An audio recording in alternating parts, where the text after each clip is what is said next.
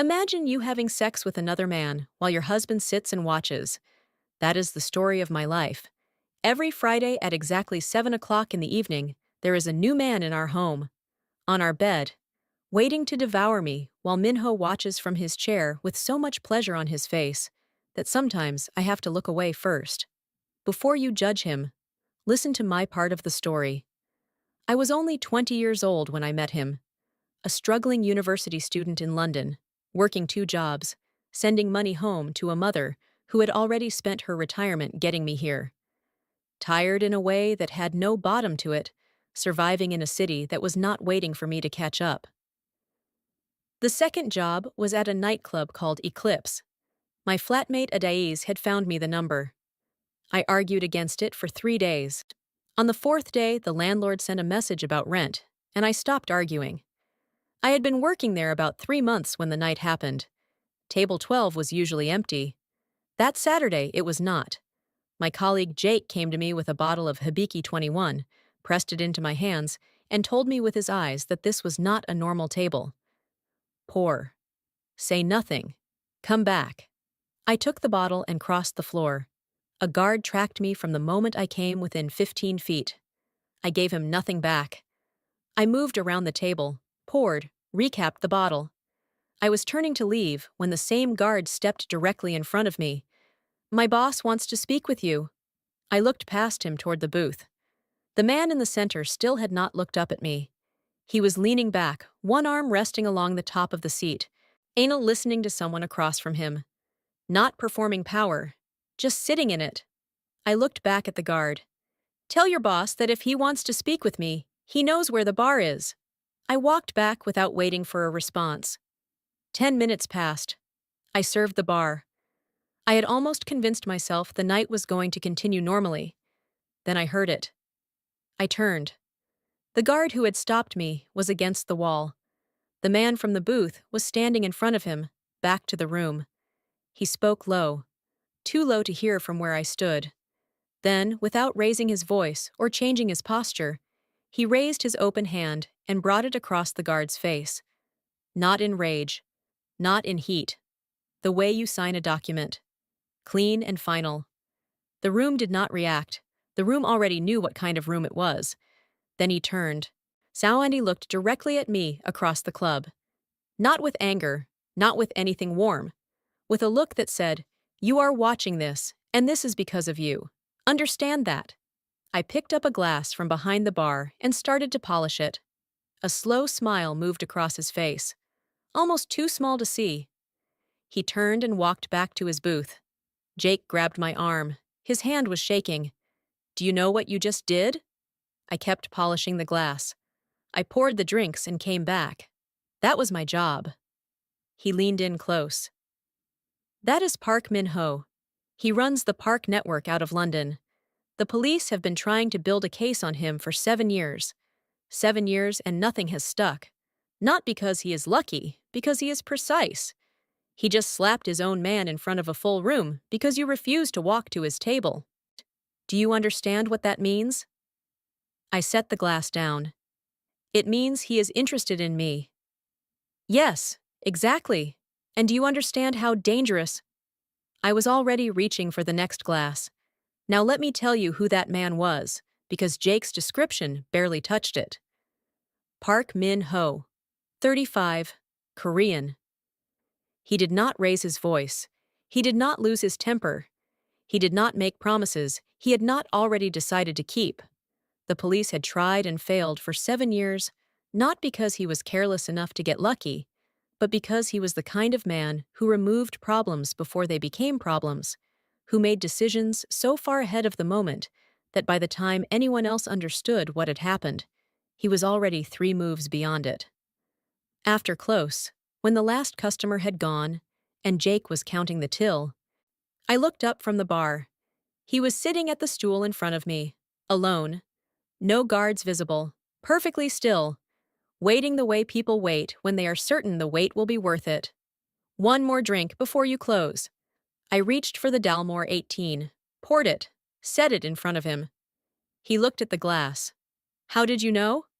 "You look like a man who prefers things that do not ask him questions." He turned the glass slowly in his hand. And yet, here you are, asking me one. That is not a question, that is an observation. He almost smiled. Not quite. I kept wiping down the bar. He kept watching me do it. I do not chase people. Good. He reached into his jacket, placed a card on the bar. Black, plain, just a number. Stood, straightened his jacket. I did not look at the card. Not yet. He walked out. The door closed behind him. I stood at that bar alone, and I looked at that card for a long time. I thought about everything Adaiz was going to say when I got home. I thought about the rent. I thought about the £12 in my account and the envelope at the bottom of my bag that I had refused to open for 3 months because opening it felt like admitting I had already lost. And I thought about something else, something I have never said out loud to anyone. In 8 months in that city, invisible to almost everyone, surviving on almost nothing, not once had a single person in London made me feel like the most interesting thing in a room. He had done that. In 40 minutes. Without trying. I picked up the card. And that was how it started. Life went back to normal after that night. Or at least it tried to. The next couple of days were the same as every other day had been before Eclipse and before that card sitting at the bottom of my bag. Tuesday morning cafe shift, lectures, reading, rice. I had not called the number. I had not decided whether I was going to. I told myself I was thinking about it, which is the thing you tell yourself when you have already decided, but are not yet ready to admit it. It was a Tuesday evening when it happened. I was coming out of my campus building, bag on my shoulder, earbuds in, head down against the cold. The kind of walk where your body knows the route so well, your mind has already left for somewhere else entirely. I almost walked into him. He was tall, suited, standing beside a black Porsche that had no business being parked outside a university building on a Tuesday evening. He had the stillness of someone who had been waiting and was not bothered by the wait. When I pulled out my earbud, he straightened and gave a small, precise bow. "Ma'am, my boss would like me to drive you home this evening, as an apology for the other night." I opened my mouth. He raised one hand gently. "I am sorry, you cannot say no. So please, let us go." I closed my mouth. I stood there for a moment, looking at this man, and his Porsche, and the audacity of the whole situation, and something in my chest did a thing I was not prepared for. I laughed. Not out loud. A small, private laugh that stayed mostly in my eyes. Because I knew this scene. I had watched this scene 100 times on a laptop screen in a cramped flat with Adizi. The two of us wrapped in the same blanket, pointing at the screen saying, "Nobody's life actually works like that." Apparently, somebody's life worked like that. I was a street girl. I had grown up reading rooms and reading people, and knowing which situations to walk into and which ones to walk away from fast. Something in me had already read this one. So I followed him to the car. But before I got in, I opened my WhatsApp and dropped my live location straight into Adaiz's chat. I typed nothing. Just the pin. She would understand. The ride was smooth in a way I was not used to. Not just the car. Though the car was something else. The kind of quiet that expensive things have, where even the road sounds polite. It was the driver. He asked nothing, said nothing beyond what was necessary. Just drove, steady and unhurried. Like delivering me home was the only appointment on his calendar. I sat in the back and gisted Ada's on the phone, my voice low, trying to sound casual and failing completely. She was already making noise on the other end. I was in the middle of a sentence when my phone buzzed with a text from an unknown number. I opened it. "Thank you for accepting the ride. I take it that my apology has been accepted." I read it twice. Then I sat back against the seat and smiled at the window where nobody could see it properly. The driver pulled up outside my flat, gave another small bow, and was gone before I had finished saying thank you. I had barely pushed open the front door when Adaizi's voice hit me from the sitting room. "Muna!" I dropped my bag. "Babes? What? A Porsche? A driver? How? When? Who?" I put my things down slowly, down taking my time, which I knew would drive her mad. I know, Ada, I am surprised as well. You are surprised? You, the person it happened to. It is this random guy I met at the club the other night. His name is. My phone buzzed. I glanced at the screen. Mum. The name sat there glowing, and I felt the familiar shift in my chest that her calls always brought, that mixture of warmth and weight. Knowing she had stayed up past midnight Lagos time just to catch me at a reasonable hour. I looked at Addis. It is my mum. I have to take this. Addis waved me off, but her eyes said this conversation was not over. I took the call in my room, sitting on the edge of the bed. My mother's voice came through the way it always did, warm and a little tired, and full of everything she never quite said directly. We talked about small things mostly. How I was eating, whether London was still cold. She mentioned a neighbor's daughter who had just gotten a government job back home, and I said, in the right places, and did not mention a Porsche or a driver or a man who communicated entirely through intermediaries and one well-timed text message. When the call ended, I stayed sitting on the edge of the bed for a moment. Then I lay back. I stared at the ceiling, and I let myself do the thing I had been refusing to do for 3 days. I thought about him. Not the idea of him. Not the network. Not the name. Not what Jake had told me in a shaking voice. But the actual memory of him. The way he had sat at that bar stool, like the stool had been placed there specifically for him. The way he listened, leaning slightly forward. So like what I was saying was the only thing in the room worth hearing. The way the smile had moved across his face outside the booth. That slow, almost invisible thing that felt like something he had not planned and could not entirely help. The text. Short, no performance in it. Just the words, clean and direct. The way he seemed to do everything. The car, the driver, the bow. Who does this? Who sends a car to a university building on a Tuesday evening for a bartender who told his guard to go away? A man who means it. I fell asleep with my phone still in my hand, and his number still unsaved in my contacts, and a feeling in my chest that I did not have a name for yet. My alarm went off at 6:40 the next morning. Adaizi was already gone. Out for her morning run, her trainers missing from beside the door. She the flat quiet in that particular way it only gets when you are the only person in it. I got up, put on my music, pulled on my robe, a short silk thing, barely knee-length, the kind of pale gold that goes almost transparent where the light catches it, and padded into the kitchen to make breakfast. I was stirring and half dancing, the way you dance when you are certain nobody's watching. Uninhibited, the hips doing what they like, completely inside the song. The doorbell rang. Adaiz forgot her key again. Without turning, still stirring, still moving with the music, I reached over and pressed the buzzer to release the front door. I turned back to the stove, kept dancing, heard the door open behind me. I always forget my key, Ada. One day I will. Silence. Not Adaiz's silence. A different silence. The kind with weight in it. I turned. Minho was standing in the doorway. He was in a dark coat, collar up, the kind of composed he always was, except that right now composed was doing a lot of work for him.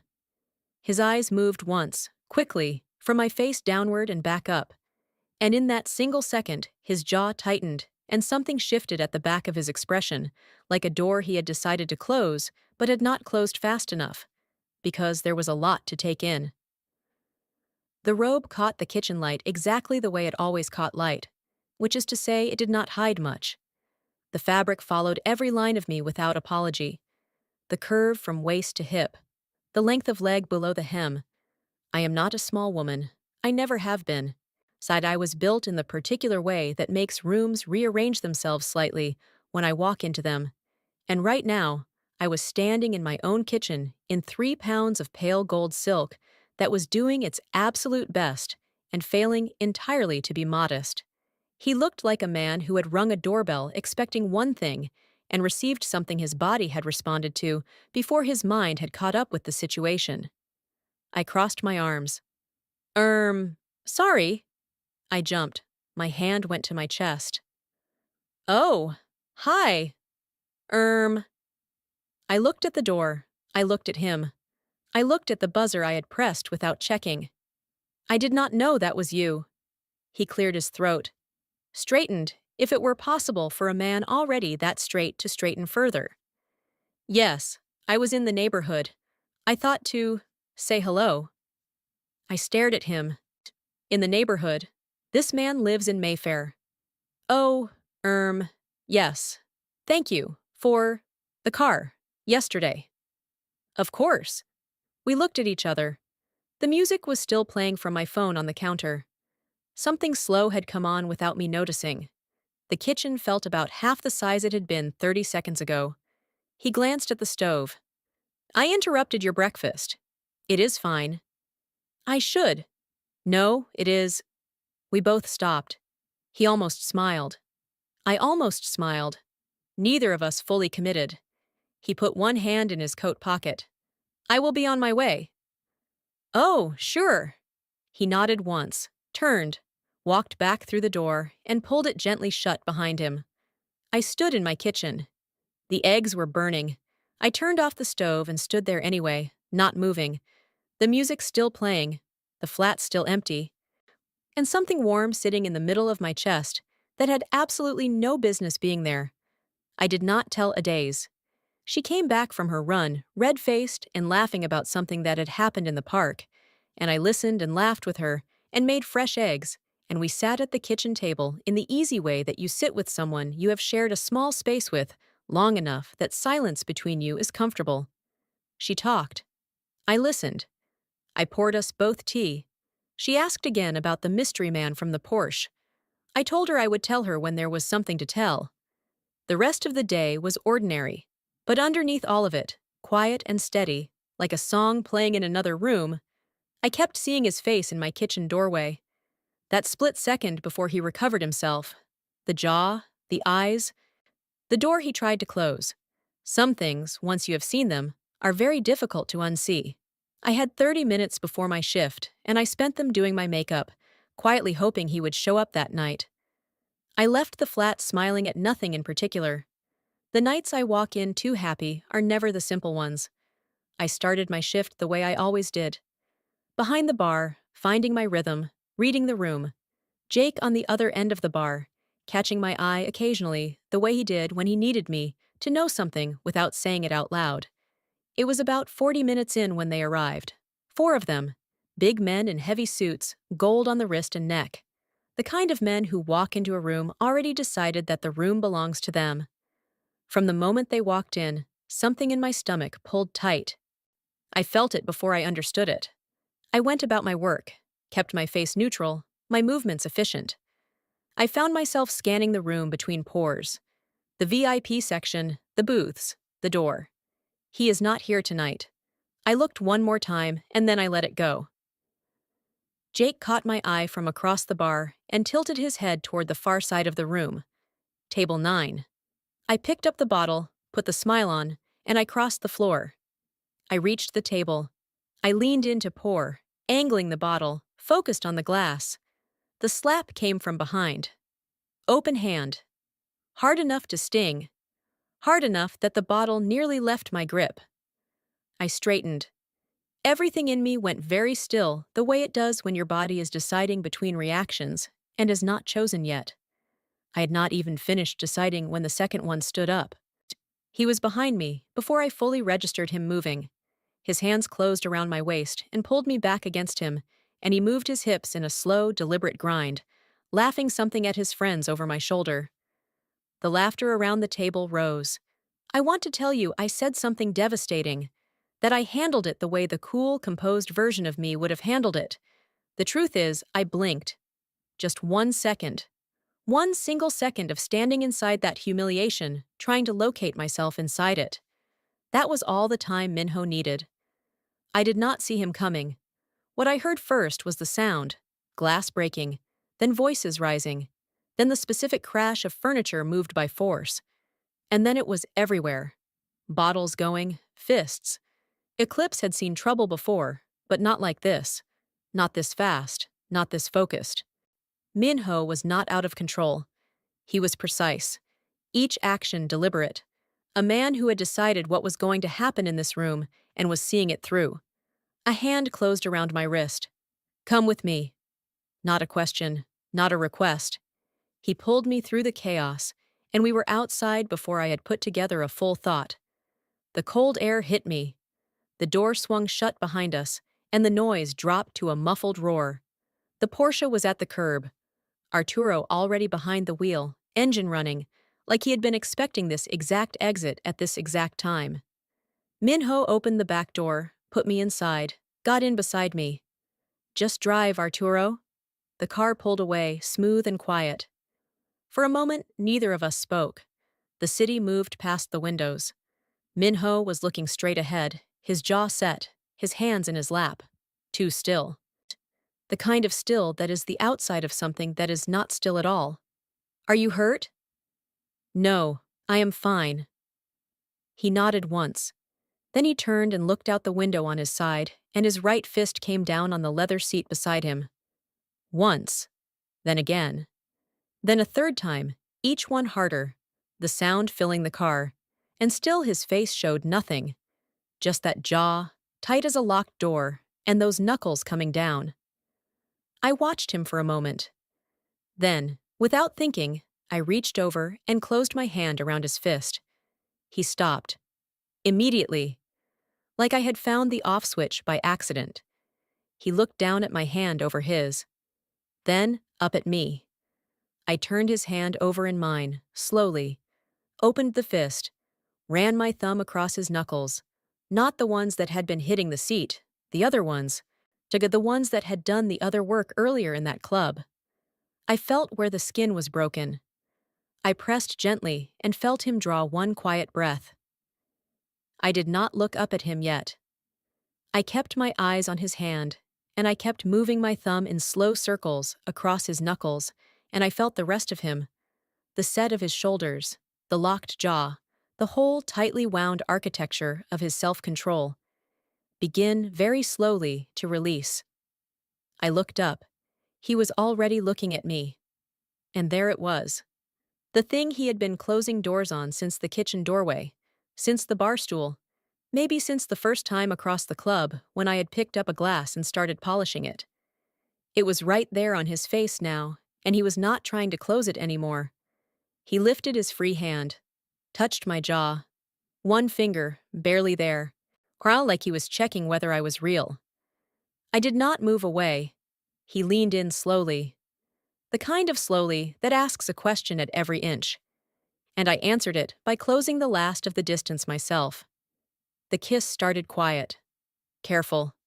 His hand moved from my jaw to the side of my neck, and I felt his thumb against my pulse point, and I thought, he can feel exactly what this is doing to me. And then I stopped thinking entirely. It deepened the way things deepen when two people have been holding back long enough that when they finally stop, the release has a weight to it. His other hand found my waist and pulled me toward him, and the kiss became something urgent, was something that had been waiting in both of us since that Tuesday evening when he had stood in my kitchen doorway and looked at me in a robe that hid nothing and said he was in the neighborhood. I will not tell you everything about what happened in that car. Some things belong to the moment they happened in and nowhere else. What I will tell you is that the windows fogged, that London moved past us unseeing while we existed in that back seat entirely outside of time and reason and the ordinary rules of what two people were supposed to do and feel and admit to. That Minho, who was precise and controlled in everything, was in that space, with me. Neither of those things. And neither was I. We were just two people who had stopped pretending the space between them was comfortable. The city quieted. The car slowed without being told to. We separated slowly. He rested his forehead against mine for a moment, both of us breathing. His hand was still in my hair. And then I became aware of it. The quiet. The particular occupied quality of the front of the car. The shape of a head and two shoulders perfectly, professionally still behind the wheel. Arturo, who had been there the entire time. I pulled back, looked at the front seat. Arturo's eyes were forward, fixed on the road, his expression carrying the specific neutrality of a man who is paid to have seen nothing and will go to his grave having seen nothing. I looked at Minho. He met my eyes, and in his face was something that was not quite an apology and not quite amusement, but lived somewhere in between. I sat back against the seat, straightened myself, looked out the window. That was when I should have known. That was the first sign. A man so comfortable in his own world that the presence of a witness does not change what he does inside it. A man for whom being watched is not an interruption. I did not understand what that meant yet. I would. The weeks that followed were the kind I had not known how to want before I met him. Minho moved through life at a pace that had nothing to do with rushing and everything to do with intention. A Tuesday evening, he would call and say, "Get dressed," and I would get dressed, and we would end up somewhere I had never been.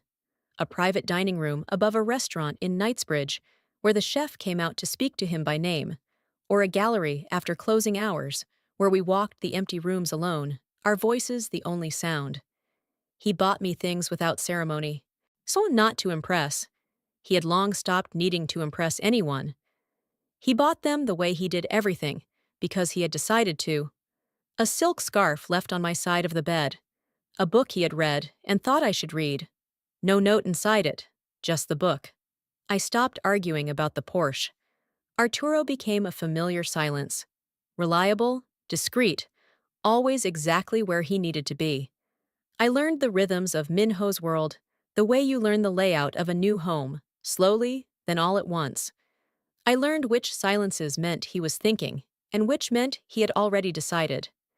I learned that he laughed rarely, but when he did, it was real, and that real laughter from a man who controls everything else about himself is one of the most disarming things you can witness. I learned that I was in love with him. I did not say it, neither did he. But it was there, settled between us like something that had always been there and was only now being acknowledged. It was the most uncomplicated I had felt since landing in London, which, as I was about to find out, meant something was coming. It was a chilled afternoon. I had just come back from the salon, my hair freshly done, still carrying that particular good mood that follows 2 hours of being looked after. I was reaching for my keys at the front door when I noticed it. The door was not fully closed. I pushed it open slowly. The flat looked untouched at first. Nothing overturned, nothing missing as far as I could see. But someone had been inside. You know when a space has been entered. The air holds it. I found the note on my bed. One sheet of paper, folded once, and placed in the center of my pillow, with the deliberateness of someone who wanted to make sure I did not miss it. I opened it. "You are only after his money, fucking thief. When he realizes that you cannot give him what he wants, you will be too broken to start again." I read it twice. Then I set it down on the bed and sat beside it and stayed very still for a moment. I already knew who the letter was referring to. Minho. That part was not the question. The question was who had written it, and what exactly they meant by what he wants. What was it that I could not give him? I reached for my phone and called him. 20 minutes later, a car pulled up outside. Not Minho. Arturo. Standing at the door with that same professional stillness, his eyes taking in my face and giving nothing back. I did not have the energy to be disappointed. I grabbed my bag and the note, and I got in the car. The drive to his apartment was quiet in a way that felt loaded. I sat in the back with the note in my hand, and my thoughts moving too fast to catch any single one of them. Arturo's eyes found mine once in the front mirror. Just once. Then back to the road. I could not read what was in them. I was not sure I wanted to. Minho was standing in the center of his living room when I walked in, jacket still on, like he had been waiting and had not wanted to get too comfortable doing it. I did not sit down. I dropped my bag at the door and I walked straight up to him and held out the note. He looked at it. His face did the thing it sometimes did when he was deciding how much to give away. A brief, almost invisible closing. "Where did you find this?" "On my bed. Someone was inside my flat, Minho. Someone who knows who I am and where I live and who I am with." Are you hurt? You asked me that before. In a different car, after a different kind of trouble. I'm starting to notice that is your first question for everything. He looked at me. Are you? No, I am not hurt. I want to know what that note means. I want to know who wrote it. And I want to know what she means that I cannot give you what you want. Something moved behind his eyes. He turned and walked to the window. It is nothing. Someone with too much time and old feelings. That is not an answer. It is handled. It is not handled. They were in my home. He said nothing. I watched the back of him. That's straight. She a composed back that I had spent weeks learning to read, and right now it was telling me he was deciding how much of the truth to offer and how much to fold away. I picked up my bag. Then we are done. Do not call me. I heard him move before I reached the door. Muna? I mean it, Minho. It was my ex. We ended badly. She has not accepted it. I stopped. Did not turn around yet. How long ago? 8 months before you. And she is still breaking into the homes of women you are seeing. She is unstable. It will not happen again. That is still not the part I am asking about. Silence. What does she mean? What you want? What is it that I supposedly cannot give you? Nothing. I turned around. He was looking at me with an expression I had not seen on him before. Not the controlled version of him. Not the composed version. Something underneath both of those. Something that looked, if I was reading it correctly, like a man standing at the edge of something he had been avoiding for a very long time. You will not love me if I show you the real me. The words landed strangely, not like an explanation, like a verdict he had already written about himself and was only just reading aloud. I stood there and I thought about them, and the thing I felt was not curiosity and it was not fear. It was something closer to recognition. Because I knew what it was to carry a version of yourself that you had decided in advance other people could not hold. I crossed the room, I stood in front of him, and I took his face in both my hands, and I looked at him directly. Show me the real you. He pulled back slightly. His hands came up and closed around my wrists, not pushing me away, just holding. No, Muna, show me. Please, you do not want this. You keep deciding what I want. Stop doing that. You will leave. Maybe, but it will be my choice, not yours.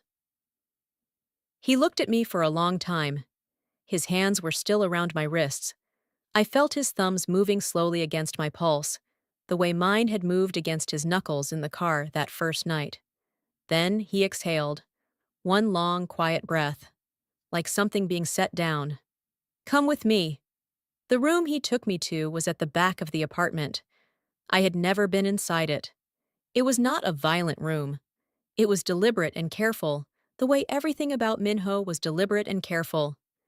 Deep charcoal walls, soft, low lighting, and everywhere, arranged with a kind of quiet intention, the instruments of pleasure. Silk ties looped over a polished rail, leather cuffs lined in velvet, a room that said, this is not something I fell into. This is something I chose and built and have been waiting to share with someone I trust. I stood in the doorway, and I looked at it, and I understood. This was what I could not give him. Or so she thought. He watched my face from behind me, reading it the way he read everything, looking for the truth beneath the surface reaction. I walked in. What followed began slowly. Everything with Minho began slowly. He was not a man who rushed toward anything. He led me to the bed, and in the low light of that room, something shifted between us. The ordinary version of us set aside. Something older and more honest taking its place. He laid me down, and I felt the silk against each wrist, each ankle, the gentle, deliberate restraint of someone who understood that surrender, real surrender, is not taken. It is given. And I gave it. Completely. He took his time. His mouth moved against my skin like he was learning me by touch, alone. Unhurried. I felt his breath against me, and I forgot what it was I had been afraid of. I forgot the note. I forgot the broken door and the question of what I could not give him. I forgot everything except where his hands were and what they were doing, and the sound of my own voice in that quiet room asking for more of it. He brought me to the edge of myself. Slowly, deliberately, with the same precision he brought to everything. And then he stopped. I heard him cross the room, heard the door open, and heard him say a name, Arturo. The confusion came first. That was honest. And beneath the confusion, fighting it, was the thing I did not want to admit was already there. Minho came back to the bed. He leaned down close to my ear, and his voice was low and private. Just for me. You asked for the real me. This is it. I looked up at him. Everything in me pulled in two directions at once. The part that wanted to be outraged, and the part that had been in this room long enough, in this particular state, to understand that outrage was not the only thing I felt. He was watching me, waiting, not pushing. The same way he had waited at the bar that first night, patient, certain, and somewhere in the collision of confused and wanting and seen, truly seen, the whole strange, complicated, real version of me seen, I stopped fighting the feeling. I gave in. Arturo was not rough. He was not careless. He moved into that room the way he moved through everything in Minho's world, with a quiet competence that asked nothing of you except your presence.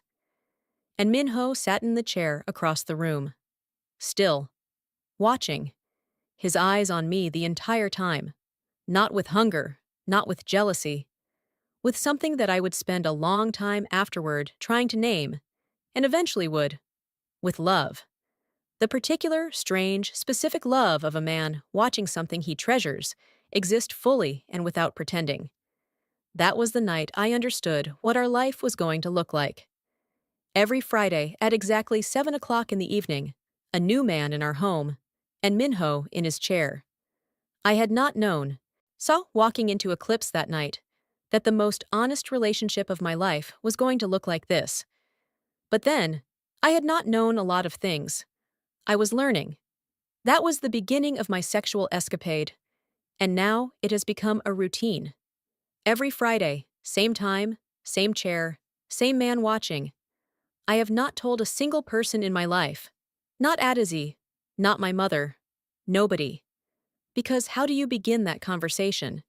How do you explain that you are in a marriage that functions, that the man loves you in the most specific and attentive way you have ever been loved, and that the thing that should horrify you has somehow become the thing you look forward to most? I'm ashamed. I will not pretend otherwise. There is a version of me, the girl who came from Lagos with an envelope of her mother's retirement money and a scholarship and 2 jobs, who would not recognize who I am on a Friday evening, who would have a lot of words for her, but I am also honest enough to say this. I think I am addicted. Not to the men, to being seen, fully, without performance, without the version of myself I maintain for the rest of the world. Minho built a space where I do not have to be composed or careful or strong, and I did not know how badly I needed that space until I was inside it. Is that love? Is that damage? Is it possible for something to be both at the same time? I genuinely do not know, so I am asking you.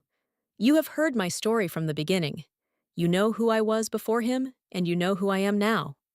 No judgment has been earned yet because you have not heard everything, but you have heard enough. What would you tell me? I will be in the comments reading every single one.